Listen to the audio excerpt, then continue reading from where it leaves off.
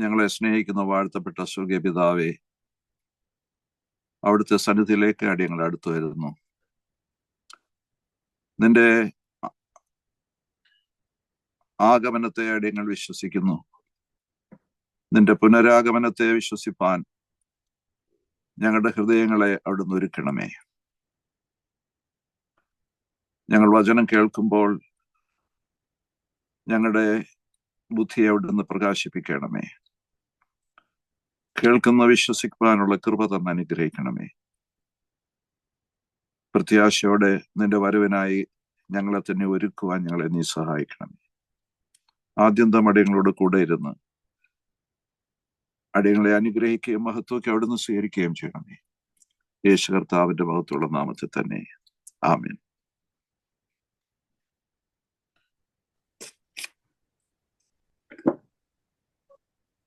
നമ്മളുടെ ജീവിതത്തിൽ ഒരു പ്രത്യേകതയുണ്ട്. പ്രത്യേകിച്ച് ആധുനിക കാലത്ത് ജീവിക്കുന്ന നമ്മൾ ശാസ്ത്രം എന്തു പറഞ്ഞാലും വിശ്വസിക്കുന്നവരാണ്. ഒരു 25 വർഷത്തിന് മുമ്പ് നമുക്ക് അവിശ്വസനീയമായി തോന്നിയ കാര്യങ്ങളൊക്കെ നമ്മളൊക്കെ ഇന്ന് വിശ്വസിക്കുന്നുണ്ട്.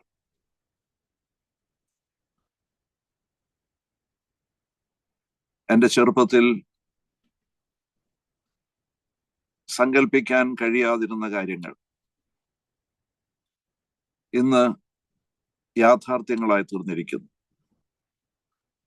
അവിശ്വസനീയം എന്ന് ചിന്തിച്ചിരുന്ന കാര്യങ്ങളൊക്കെ ഇന്ന് വളരെ ലളിതമായി നാം വിശ്വസിക്കുകയാണ്. ശാസ്ത്രം എന്തു പറഞ്ഞാലും നാം വിശ്വസിക്കും. കാണണമെന്നില്ല, കേൾക്കണമെന്നില്ല, തൊട്ടു നോക്കണമെന്നില്ല, ഒന്നുമില്ല. ശാസ്ത്രം പറഞ്ഞാൽ നമ്മൾ അത് വിശ്വസിക്കും. ആകാശത്തിലെ നക്ഷത്രങ്ങളുടെ എണ്ണം ആരും ഇതുവരെ പറഞ്ഞിട്ടില്ല, എങ്കിലും ശാസ്ത്രം പറയുകയാണ് 70 sextillion എന്ന് പറഞ്ഞാൽ 7 followed by 22 zeros. അത്രത്തോളം സ്റ്റാർസ് ആകാശത്തിലുണ്ടെന്ന് പറഞ്ഞു കഴിഞ്ഞാൽ നമ്മൾ അത് വിശ്വസിക്കും. അമേരിക്കയിൽ ഫിലഡൽഫിയയിൽ ഇരുന്നു കൊണ്ട് ഞാൻ ഈ സംസാരിക്കുന്ന വാക്കുകൾ അതേസമയം ഇന്ത്യയുടെ വിവിധ ഭാഗങ്ങളിൽ ഇരിക്കുന്നവരുടെ കാതുകളിൽ വന്നലയ്ക്കുമ്പോൾ അത് വിശ്വസിക്കുന്നതിന് നമുക്കൊരു ബുദ്ധിമുട്ടുമില്ല. ശാസ്ത്രം എത്ര അസംഭാവ്യമെന്ന് നമുക്ക് വിചാരമുള്ള കാര്യങ്ങളും പറഞ്ഞാൽ നാം വിശ്വസിക്കുന്നവരാണ്. ആ വിശ്വാസം, ആ വിശ്വാസ പ്രക്രിയ പലപ്പോഴും ആത്മീക ജീവിതത്തിൽ പുലർത്തുവാൻ നമുക്ക് കഴിയുന്നില്ല എന്നുള്ളത് ഒരു ദുഃഖകരമായ സത്യമാണ്. ഭൗതികമായത് എന്തിനേയും നാം വിശ്വസിക്കും, ആത്മീയമായതിനെ നാം ചോദ്യം ചെയ്യും. അത് തൊട്ടു നോക്കിയാലേ വിശ്വാസമുള്ളൂ, അനുഭവിച്ചറിഞ്ഞാലേ വിശ്വാസമുള്ളൂ എന്നൊക്കെ നാം കണ്ടീഷൻസ് വയ്ക്കും. കർത്താവിന്റെ തിരുജനനത്തെ കുറിച്ചുള്ള നമ്മുടെ വിശ്വാസം അങ്ങനെയാണ്. യേശുവിന്റെ കന്യാജനനത്തെ കുറിച്ച് നമുക്ക് ഇപ്പോഴും സംശയമാണ്.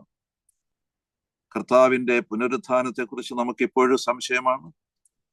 കർത്താവിന്റെ സ്വർഗാരോഹണത്തെ കുറിച്ച് നമുക്കിപ്പോഴും സംശയമാണ്. ദേവാലയങ്ങളിൽ ആരാധനാ സമയത്ത് നമ്മൾ ഇതൊക്കെ ഏറ്റുപറയാറുണ്ട്.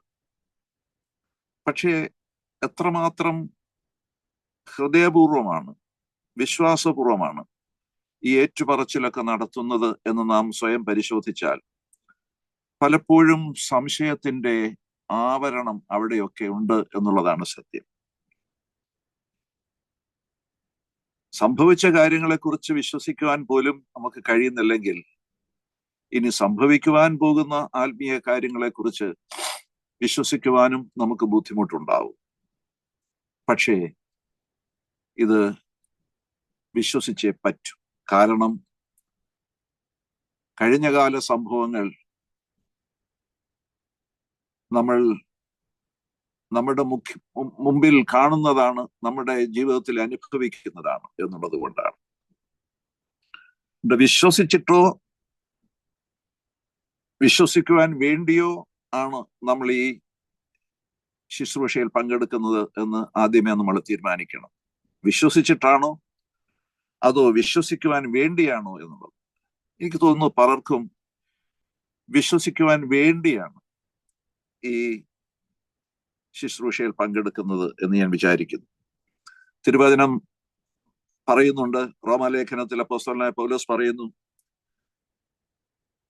വിശ്വാസം കേൾവിയാലാണല്ലോ വരുന്നത്, വിശ്വാസം കേൾവിയാലും കേൾവി ക്രിസ്തുവിന്റെ വചനത്താലും വരുന്നു എന്നുള്ളതാണ്. അതുകൊണ്ട് ഈ വചനത്താൽ, ഈ കേൾവിയാൽ നമുക്ക് വിശ്വാസം ഉണ്ടാവട്ടെ എന്ന്, എവിടെയെങ്കിലും സംശയമുണ്ടെങ്കിൽ അത് മാറട്ടെ എന്ന് ഞാൻ പ്രാർത്ഥിക്കുന്നു.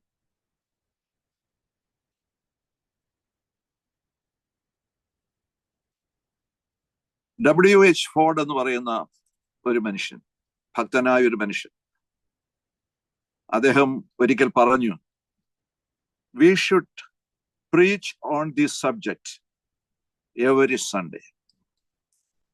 നമ്മൾ ഈ വിഷയത്തെക്കുറിച്ച് എല്ലാ ഞായറാഴ്ചയും പ്രസംഗിക്കണം എന്ന്. ഞാൻ ഓർക്കുകയാണ്, ചിന്തിക്കുകയാണ്, നമ്മുടെ എത്ര ദേവാലയങ്ങളിലാണ് കർത്താവിന്റെ പുനരാഗമനത്തെക്കുറിച്ച് വർഷത്തിൽ ഒരിക്കലെങ്കിലും ഒന്ന് പ്രസംഗിക്കുക.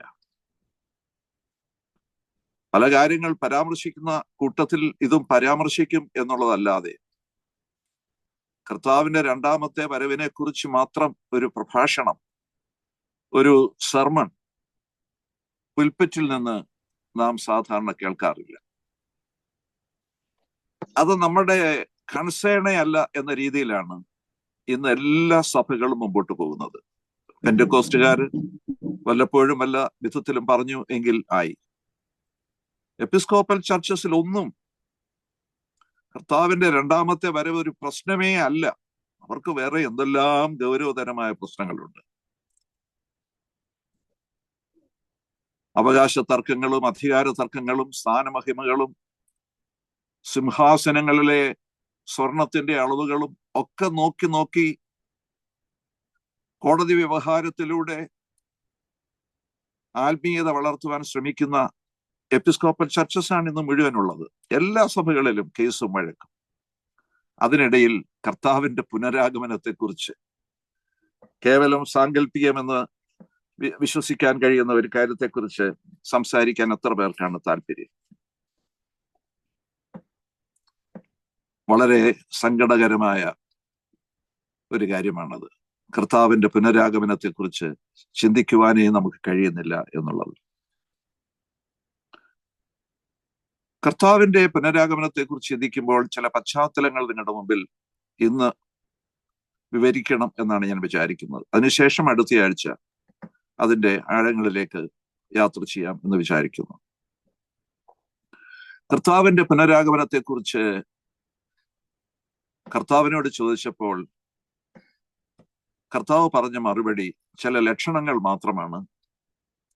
സമയം എപ്പോഴാണ് എന്ന് കർത്താവിന് പോലും അറിഞ്ഞുകൂടാ, പുത്രൻ പോലും അറിയുന്നില്ല, പിതാവല്ലാതെ പുത്രൻ പോലും അറിയുന്നില്ല എന്ന് വളരെ വ്യക്തമായി യേശു കർത്താവ് പറഞ്ഞിട്ടും ലോകത്തിൽ അനേകര് കർത്താവിന്റെ പുനരാഗമനത്തിന് സമയം കുറിക്കാറുണ്ട്.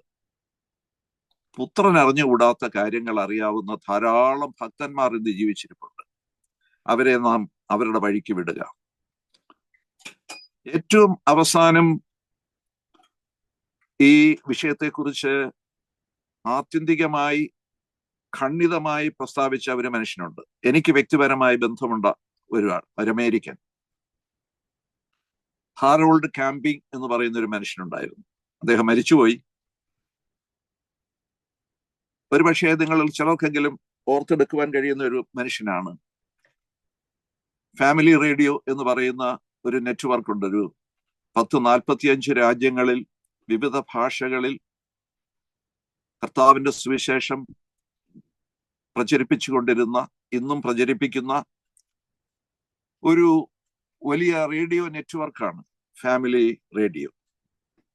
ഞാൻ അമേരിക്കയിൽ വന്ന് 1 വർഷം കഴിഞ്ഞപ്പോൾ, 1-2 വർഷം കഴിഞ്ഞപ്പോൾ, ഈ ഫാമിലി റേഡിയോ എന്ന് പറയുന്ന നെറ്റ്വർക്കുമായി ബന്ധപ്പെട്ടു. അവർ മലയാളത്തിൽ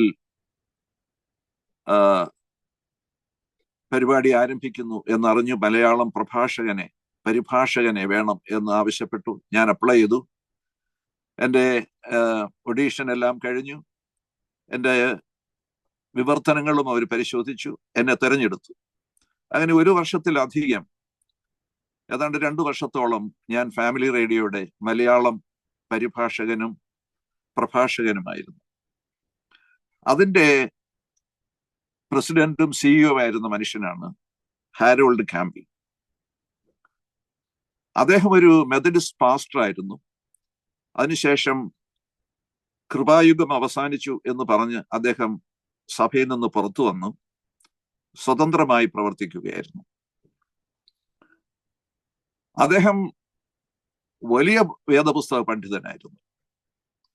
എല്ലാ വേദപുസ്തക ഭാഗങ്ങളും മനഃപാഠമായിരുന്നു മനുഷ്യന്. അദ്ദേഹം 2 ഡേറ്റുകൾ പ്രഖ്യാപിച്ചു.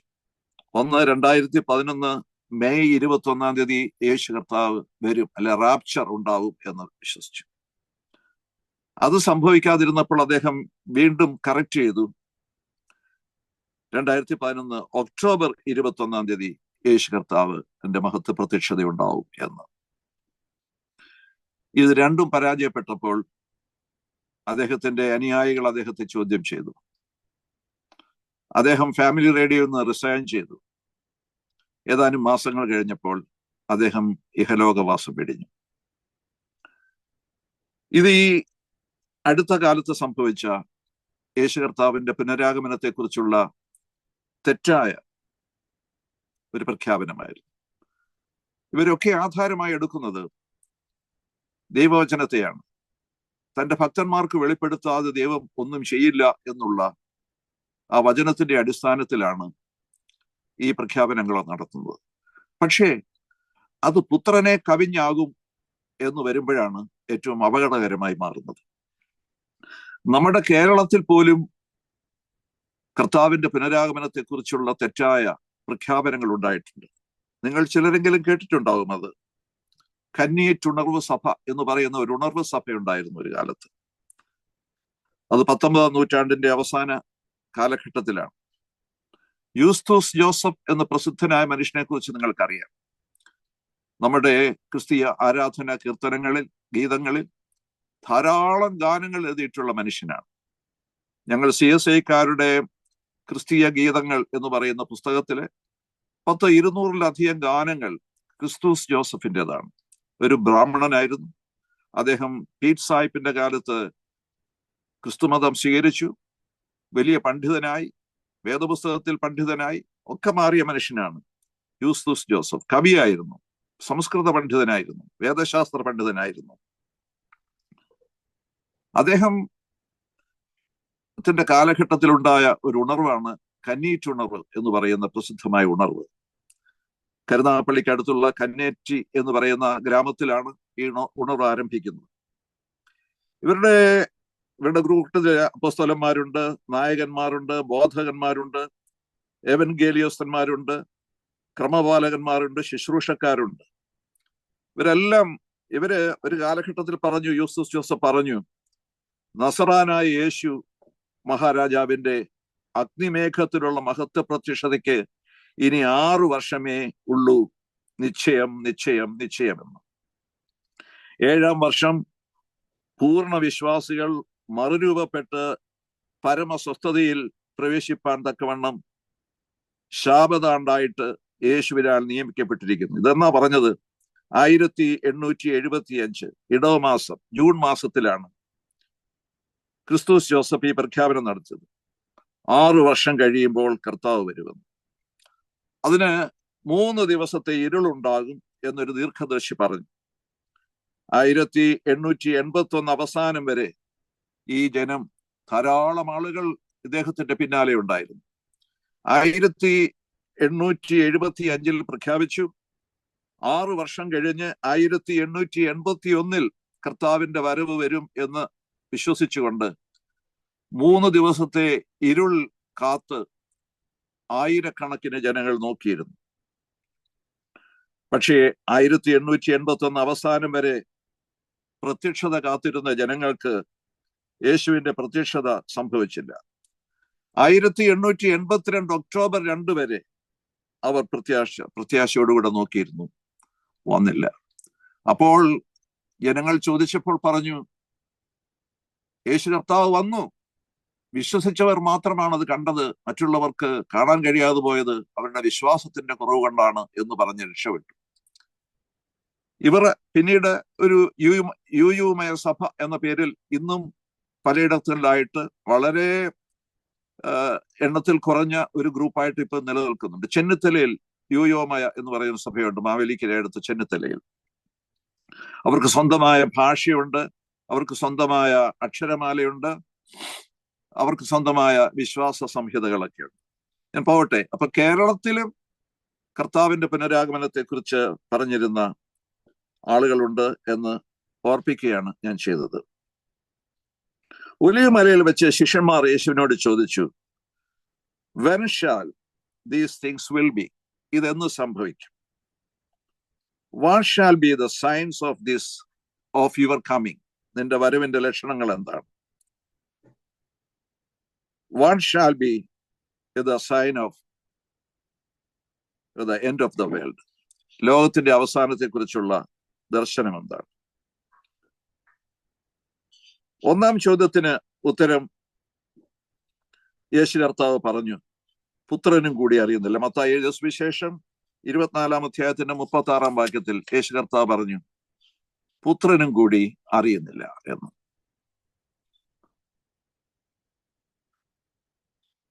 അതിനെ തുടർച്ചയായിട്ട് യേശു കർത്താവ് പറയുണ്ടായി, ആ ദിവസത്തെ കുറിച്ച് ഒരു മനുഷ്യനും, no, not the angel of heaven, but my father. സ്വർഗത്തിലെ ദൂതൻ പോലും അറിയുന്നില്ല, എന്റെ പിതാവല്ലാതെ സ്വർഗത്തിലെ ദൂതൻ പോലും അറിയുന്നില്ല എന്ന്. മത്തായി എഴുതിയ സുവിശേഷം 24 അധ്യായം 36 വാക്യം. മർക്കോസിന്റെ സുവിശേഷം 13 അധ്യായം 32 വാക്യത്തിലും no one knows about that day or hour. ആ നാളും നാഴികയും സംബന്ധിച്ച് ആർക്കും അറിഞ്ഞുകൂടാ. അവിടെ ഇത് തന്നെ പറയുന്നു, not even angels in heaven. സ്വർഗത്തിലെ ദൂതന്മാർക്കും അറിഞ്ഞുകൂടാ. നോർ ദ സൺ, പുത്രനും അറിഞ്ഞുകൂടാ. ബട്ട് ഓൺലി ദ ഫാദർ, പിതാവിന് മാത്രമേ അറിയൂ എന്നുള്ളത്. കർത്താവ് വരും, അവന്റെ പ്രത്യക്ഷതയുണ്ട് എന്നുള്ളത് സത്യമാണ്. അതിന്റെ ആ സമയം മനസ്സിലാക്കുവാൻ ആർക്കും കഴിയില്ല എന്ന് യേശു കർത്താവ് പറഞ്ഞു. എന്തുകൊണ്ടാണ് ഞാൻ ഇത് വിശ്വസിക്കുന്നത് എന്ന് ചോദിച്ചു കഴിഞ്ഞാൽ, പുതിയ നിയമത്തിലെ 27 പുസ്തകങ്ങളിൽ 23 കർത്താവിന്റെ പുനരാഗമനത്തെ കുറിച്ച് പറയുന്നുണ്ട്. ആ 23 പുസ്തകങ്ങളിലായി വേദപണ്ഡിതന്മാർ കണക്ക് കൂട്ടിയെടുത്തിരിക്കുന്നത് 318 പ്രാവശ്യം യേശു കർത്താവിന്റെ പുനരാഗമനത്തെ കുറിച്ച് പറഞ്ഞിട്ടുണ്ട്. ഇപ്പൊ പുതിയ നിയമത്തിലെ 27 പുസ്തകങ്ങളിൽ 23 പുസ്തകങ്ങളിലും ആയിട്ട് 318 തവണ യേശു കർത്താവിന്റെ പുനരാഗമനത്തെ കുറിച്ച് പറഞ്ഞിട്ടുണ്ട്. പഴയ നിയമത്തിൽ അത് 6 പ്രാവശ്യം കർത്താവിന്റെ പുനരാഗമനത്തെ കുറിച്ച് പറഞ്ഞിട്ടുണ്ട്. സങ്കീർത്തനം 50 സങ്കീർത്തനം 3-6 വാക്യങ്ങൾ ഞാനെല്ലാം വായിക്കുന്നില്ല. യെശയ്യാ പ്രവാചകന്റെ പുസ്തകം 50 അധ്യായം 6-7 വാക്യങ്ങൾ, 66 അധ്യായത്തിന്റെ 18 വാക്യം, ദാനിയേലിന്റെ പുസ്തകം 7 അധ്യായം 13-14 വാക്യങ്ങൾ, സഖരിയ പ്രവാചകന്റെ പുസ്തകം 12 അധ്യായം 10 വാക്യം, 14 അധ്യായം 4 മുതൽ 8 വരെയുള്ള വാക്യങ്ങൾ.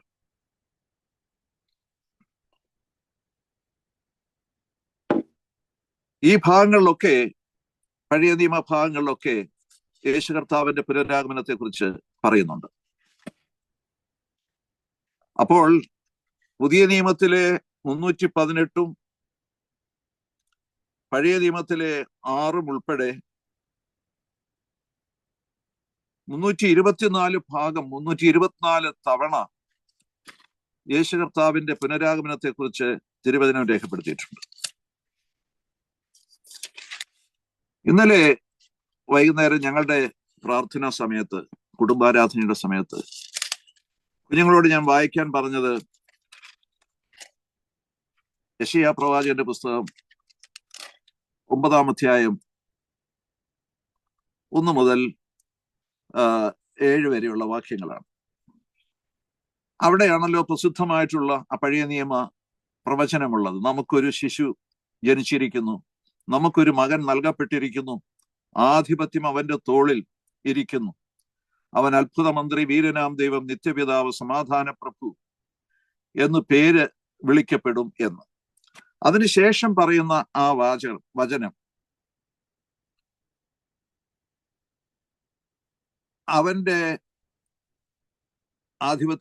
അവന്റെ ആധിപത്യത്തിന്റെ വർധനയ്ക്കും സമാധാനത്തിനും അവസാനമുണ്ടാകുകയില്ല.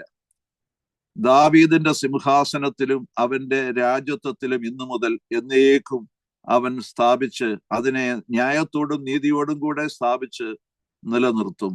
സൈന്യങ്ങളുടെ യഹോവയുടെ തീഷ്ണത അതിനെ നിവർത്തിക്കും. ആ രണ്ടാമത്തെ ഭാഗം, ആ വാക്യത്തിന്റെ 7-ാം വാക്യത്തിന്റെ രണ്ടാമത്തെ ഭാഗം, it tells about the second coming of Jesus. യേശു കർത്താവിന്റെ രണ്ടാമത്തെ വരവിനെയാണ് എന്ന് പറഞ്ഞ് ഞാൻ കഴിഞ്ഞ ദിവസം കുഞ്ഞുങ്ങളെ അത് ബോധ്യപ്പെടുത്തുകയുണ്ടായി. അതുകൊണ്ട് ഏതാണ്ട് 324 തവണ തിരുവചനത്തിൽ യേശു കർത്താവിന്റെ പുനരാഗമനത്തെ കുറിച്ച് പറഞ്ഞിരിക്കുന്നു എന്നുള്ളത് കൊണ്ടാണ് ഞാൻ ഈ വചനത്തെ പൂർണ്ണമായി, ഈ പുനരാഗമനത്തെ പൂർണ്ണമായി വിശ്വസിക്കുന്നു. കാരണം തിരുവചനത്തിൽ അതുവരെയുള്ള എല്ലാ പ്രവചനങ്ങളും, യേശു കർത്താവിന്റെ പ്രഥമ ആഗമനം വരെയുള്ള എല്ലാ കാര്യങ്ങളും, അവന്റെ പുനരുദ്ധാനം ഉൾപ്പെടെയുള്ള സകല കാര്യങ്ങളും പ്രവചനത്തിലൂടെ നിവൃത്തിയായിരിക്കുന്നു എന്നുള്ളത് കൊണ്ട് കർത്താവിനെ കുറിച്ചുള്ള ഈ പുനരാഗമനത്തെ കുറിച്ചുള്ള കാഴ്ചപ്പാടും ആ പ്രഖ്യാപനവും ആ പ്രവചനവും നിവൃത്തിയാകും എന്ന് ഞാൻ വിശ്വസിക്കുന്നു. പുതിയ നിയമത്തിൽ ആദ്യം എഴുതപ്പെട്ട ഗ്രന്ഥം എന്ന് അടുത്ത കാലം വരെ വിശ്വസിച്ചിരുന്ന ഫസ്റ്റ് ആൻഡ് സെക്കൻഡ് തെസ്സലോനിയൻസ്, അതാണ് ഏറ്റവും ആദ്യം എഴുതപ്പെട്ട പുസ്തകം എന്നാണ് ഈ അടുത്ത കാലം വരെ വിശ്വസിച്ചിരുന്നത്. എന്നാൽ ഏറ്റവും ലേറ്റസ്റ്റ് ആയിട്ട് ഞാൻ വായിച്ചത് AD 45-നും 49-നും ഇടയ്ക്ക് എഴുതപ്പെട്ട യാക്കോബിന്റെ ലേഖനമാണ് ഏറ്റവും ആദ്യം എഴുതപ്പെട്ട പുതിയ നിയമ എപ്പിസിൽ എന്നാണ് ഏറ്റവും പുതിയതായിട്ടുള്ള നിഗമനം. ജിം ജോർജ് എന്ന് പറയുന്ന വേദശാസ്ത്ര പണ്ഡിതനാണ് പറയുന്നത് യാക്കോബിന്റെ ലേഖനമാണ് ഏറ്റവും ആദ്യം എഴുതപ്പെട്ട പുതിയ നിയമത്തിലെ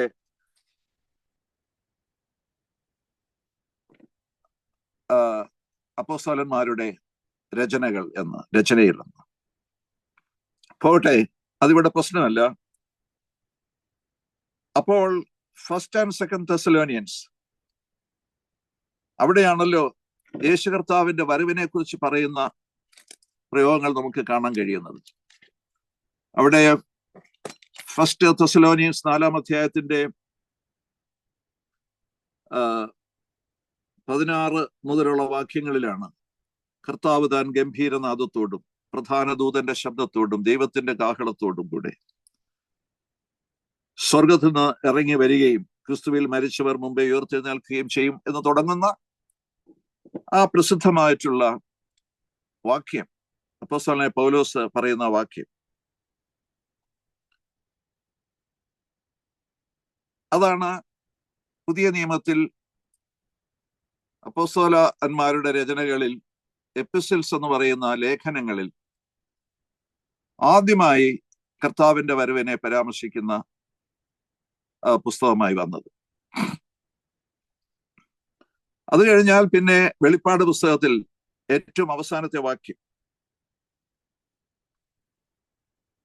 റെവലേഷൻസ് 22:20, യേശു കർത്താവ് തന്നെ പറയുന്ന ഒരു വാക്കുണ്ട്, ഐ കം ക്വിക്ക്ലി, ഇതാ ഞാൻ വേഗത്തിൽ വരുന്നു.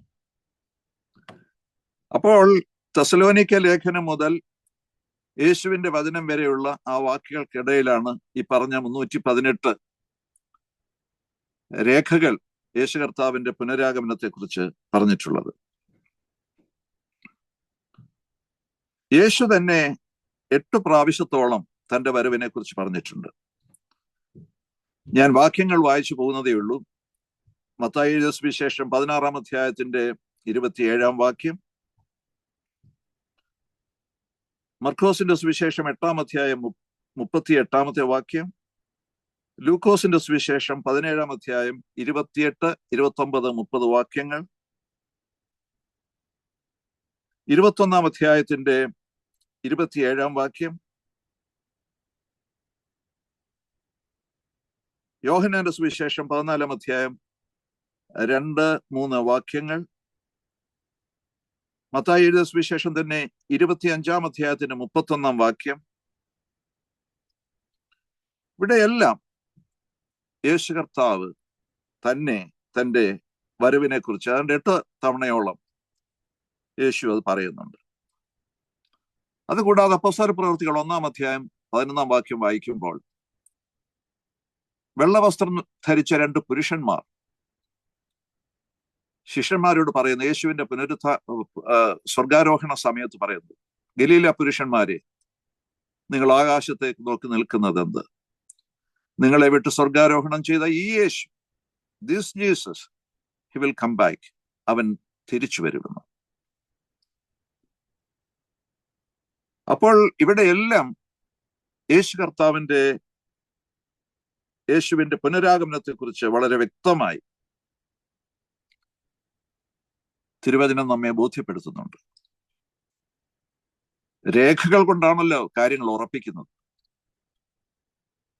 സത്യവേദ പുസ്തകത്തിൽ ഇത്തരം നിരവധി സന്ദർഭങ്ങൾ യേശുവിന്റെ പുനരാഗമനത്തെ കുറിച്ച് പറഞ്ഞിട്ടുണ്ടെങ്കിൽ യേശുവിന്റെ പുനരാഗമനത്തെ വിശ്വസിക്കുവാൻ നാം അറച്ചു നിന്നിട്ട് കാര്യമില്ല. യോഹന്നാന്റെ സുവിശേഷം 14-ാം അധ്യായത്തിൽ യേശു കർത്താവ് പറഞ്ഞ പ്രസിദ്ധമായ വാചകം, നിങ്ങളുടെ ഹൃദയം കലങ്ങിപ്പോകരുത്, ദൈവത്തിൽ വിശ്വസിപ്പീൻ, എന്നിലും വിശ്വസിപ്പീൻ. എന്റെ പിതാവിന്റെ ഭവനത്തിൽ അനേകം വാസസ്ഥലങ്ങളുണ്ട്, ഇല്ലെങ്കിൽ ഞാൻ നിങ്ങളോട് പറയുമായിരുന്നു. ഞാൻ നിങ്ങൾക്ക് സ്ഥലമൊരുക്കുവാൻ പോകുന്നു. ഞാൻ പോയി സ്ഥലമൊരുക്കിയാൽ ഞാൻ ഇരിക്കുന്ന ഇടത്ത് നിങ്ങളും ഇരിക്കേണ്ടതിന് പിന്നെയും വന്ന് നിങ്ങളെ എൻ്റെ അടുക്കൽ ചേർത്തുള്ളൂ. പിന്നെയും വന്ന് യേശു കർത്താവ് പറയുകയാണ്, ഞാൻ പോകുന്നത് സ്ഥലമൊരുക്കുവാനാണ്. സ്ഥലമൊരുക്കിയാൽ പിന്നെ ഞാൻ വരും. I will come back to bring you up, to take you up. ഞാൻ ഇരിക്കുന്നിടത്ത് നിങ്ങളും ഇരിക്കേണ്ടതിന് പിന്നെയും വന്ന് നിങ്ങളെ എൻ്റെ അടുക്കൽ ചേർത്തുകൊള്ളുമെന്ന് യേശു കർത്താവ് പറയുന്നു.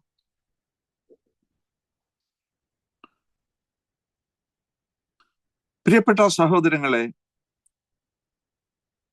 നമുക്ക് ഈ മണ്ണിൽ ഒരു ശിശുവായി ജനിച്ച് ശൈശവപ്രായത്തിലൂടെ, ബാല്യപ്രായത്തിലൂടെ, കൗമാരപ്രായത്തിലൂടെ യൗവനത്തിലേക്ക് വന്ന് ഈ മണ്ണിൽ നഗ്നപാദങ്ങൾ കൊണ്ട് ചരിച്ച് തലചായ്ക്കുവാൻ ഇടമില്ലാതെ ജീവിച്ച് അവസാനം എനിക്കും നിങ്ങൾക്കും വേണ്ടി കാൽവറിയിൽ പരമയാഗമായി തീർന്ന് ഉയർത്തെഴുന്നേറ്റ് സ്വർഗാരോഹണം ചെയ്ത യേശു, അവനാണ് പറയുന്നത്, ബിഹോൾഡ് ഐ കം ക്വിക്ക്ലി, ഞാനിതാ വേഗത്തിൽ വരുന്നു എന്ന്. ഒരു അത്ഭുത പുരുഷനല്ല, മണ്ണിന്റെ മണമുണ്ടായിരുന്ന, മനുഷ്യ ജീവിതത്തിന്റെ എല്ലാ വ്യഥകളും അനുഭവിച്ച, ഒരു പച്ചയായ മനുഷ്യൻ,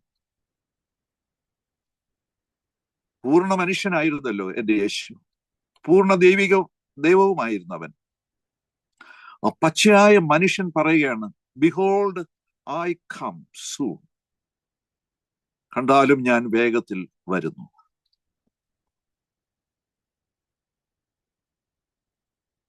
അത് വിശ്വസിക്കാൻ എന്തേ നമുക്ക് ഇത്തിരി ബുദ്ധിമുട്ട്?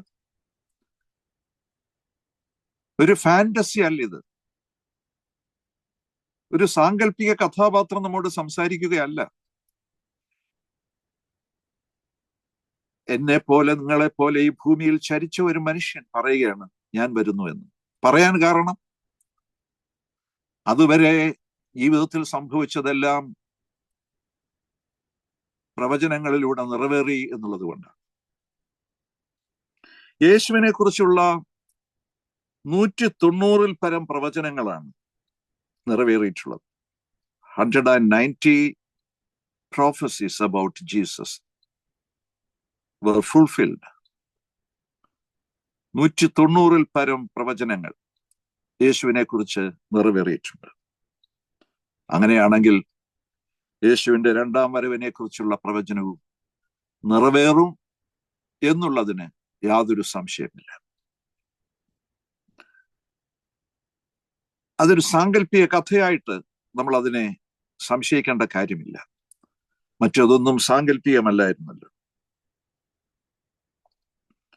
യേശു കർത്താവിന്റെ ഒലിവുമലയിലെ അവതാരം, യേശു കർത്താവ് വന്നിറങ്ങുമ്പോൾ he will become a universal figure. യേശു ജീവിച്ചിരുന്ന കാലഘട്ടത്തിൽ അവൻ ചരിത്രത്തിന്റെ ഭാഗമായി. ഔഗസ്ത്യോസ് കൈസറുടെ കാലഘട്ടത്തിൽ അവൻ ജനിച്ചു എന്ന് രേഖപ്പെടുത്തിയിരിക്കും. പിന്നീട് പിലാത്തോസിന്റെ കാലഘട്ടത്തിൽ, ഗവർണറുടെ കാലഘട്ടത്തിൽ അവൻ മരിച്ചു എന്ന് പറഞ്ഞിരിക്കുന്നു, ഉയർത്തെഴുന്നേറ്റു എന്ന് പറഞ്ഞിരിക്കുന്നു. Jesus is always a historical figure. യേശു ചരിത്രത്തിന്റെ ഭാഗമാണ്. അതുകൊണ്ടാണല്ലോ ചരിത്രത്തെ ഹിസ്റ്റോറി എന്ന് പറയുന്നത്. ഇത് അവന്റെ ചരിത്രമാണ്. But nobody can change it. History will be history forever. ചരിത്രം എന്നും ചരിത്രം തന്നെയായിരിക്കും. അപ്പോൾ അവന്റെ ചരിത്രമാണ്, അവന്റെ കഥയാണ് ചരിത്രം, ഹിസ്റ്റോറി. അവൻ ചരിത്രത്തിന്റെ ഭാഗമായിരുന്നു. അവൻ ചരിത്രം സൃഷ്ടിക്കുന്നു. ചരിത്രം അവനെ കുറിച്ചുള്ളതാണ്. അങ്ങനെയാണെങ്കിൽ അവന്റെ പുനരാഗമനത്തിൽ അവൻ വീണ്ടും he will again will be the part of our history. നമ്മുടെ ചരിത്രത്തിന്റെ ഭാഗമാകുവാൻ അവൻ പോകുന്നു. നമ്മുടെ ചരിത്രത്തിന്റെ ഭാഗമാകുവാൻ വേണ്ടി അവൻ മടങ്ങി വരുന്നു. അവൻ ചരിത്രമായിരുന്നു. ചരിത്രം അവനാൽ സൃഷ്ടിക്കപ്പെട്ടു. നമുക്കറിയാം AD BC എന്നുള്ള വിഭജനം പോലും യേശു കർത്താവിന്റെ ജനനത്തിലൂടെ, മരണത്തിലൂടെ സംഭവിക്കുന്നതാണ്. അവൻ ചരിത്രം സൃഷ്ടിച്ചവനാണ്. He is going to come again to be the part of our history. നമ്മുടെ ചരിത്രത്തിന്റെ ഭാഗമാകുവാൻ വീണ്ടും അവൻ വരികയാണ്. ഈ കാലം അത്രയും അവന്റെ റെപ്രസെന്റേറ്റീവായിട്ട് പരിശുദ്ധാത്മാവ് ഈ ഭൂമിയിൽ പ്രവർത്തിച്ചുകൊണ്ടേയിരിക്കുന്നു.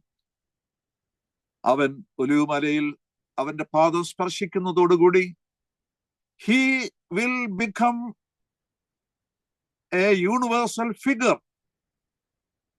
അവന് വീണ്ടും ഒരു ലോക സത്യമായി, ലോക കഥാപാത്രമായി, ഒരു യൂണിവേഴ്സൽ ഫിഗറായി, ഒരു ലോക ശക്തിയായി, പ്രതീകമായി, കഥാപാത്രമായി അവൻ മാറുകയാണ്.